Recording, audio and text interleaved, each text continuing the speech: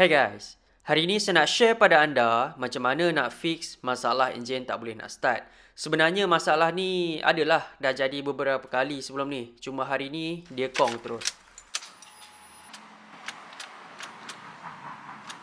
Anda dengar tak? Bila saya pulas kunci, bunyi tu seolah-olah macam ada benda yang lekat. So kalau anda kena kes yang lebih kurang macam ni, first kali kita try jumper dulu, tengok macam mana. Saya pakai jumper power bank yang kecil macam ni je, senang. Macam biasa, yang hitam kita kepit dekat negatif, manakala yang merah dekat positif. Lepas tu kita try start lagi sekali, tengok.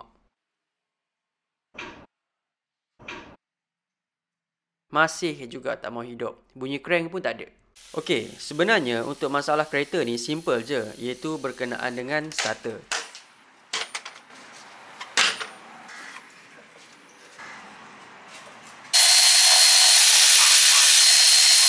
Okey sahabat-sahabat, Mountain King ni dia spesialis jual dan restore barang-barang suspension dengan harga yang berpatutan. Macam-macam adalah, contohnya engine mounting, segala arm-arm, bush-bush, semua ada.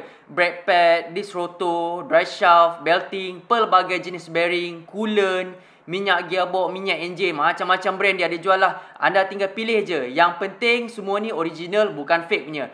Wiper pun ada dan banyak lagi. Anda boleh beli dekat mana-mana platform yang anda suka. Contohnya Shopee ke, Lazada ke, ataupun direct website Mountain King sendiri pun boleh juga, tak ada masalah. Kalau anda nak siap pasang, boleh datang je kedai dia dekat Batu Cave. Lagi satu, kedai Mountain King ni dia cek secara percuma sahaja. Anda tak payah bayar. Staff dia orang pun friendly serta professional installer juga. Sambil-sambil tunggu kereta siap, anda bolehlah layan diri. Makan free, air free. Kalau bosan-bosan, bolehlah layan Netflix ataupun nak main Xbox pun ada juga.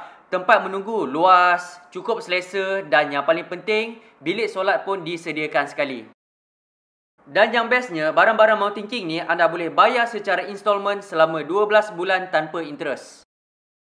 Macam Saga FLX ni, location starter dia duduk dekat belakang pipe air ataupun lebih tepat lagi antara gearbox dengan blok, sebab dekat situlah terletaknya flywheel.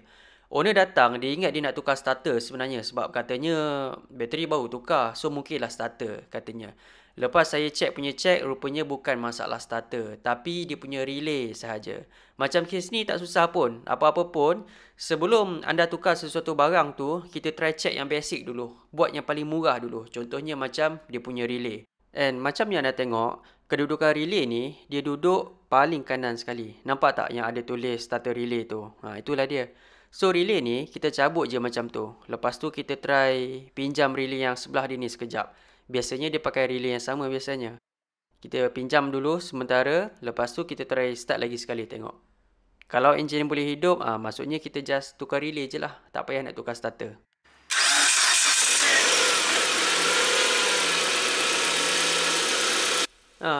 Itu je lah masalah dia. So kalau anda ada masalah yang lebih kurang macam ni, dah jumper pun tak mau hidup juga, sebelum suspect starter, sebelum tukar starter yang baru, anda try swap dulu dengan relay yang lain. Tak susah pun, anda boleh buat sendiri kat rumah. And kalau nak ganti starter ni, harga dia pun tak murah tau. Ratus-ratus juga harga dia. Lagi satu, kalaulah betul starter tu confirm dia rosak, anda tak semestinya tukar yang baru tau starter ni. Dia boleh buka, ganti servis, ganti dia punya carbon brush sahaja. Dah jimat dah dekat situ. Tapi dengan syarat starter tu masih lagi original lah. Kalau starter recon tak boleh buat. So macam dalam kes ni, kita just tukar je relay yang baru. Selesai masalah. Okeylah, saya harap short video ni sedikit sebanyak membantu siapa-siapa yang ada masalah dekat luar sana. And macam yang saya cakap tadi, apa-apa pun, kita check yang basic, yang murah dulu. Okeylah, kita jumpa lagi next time.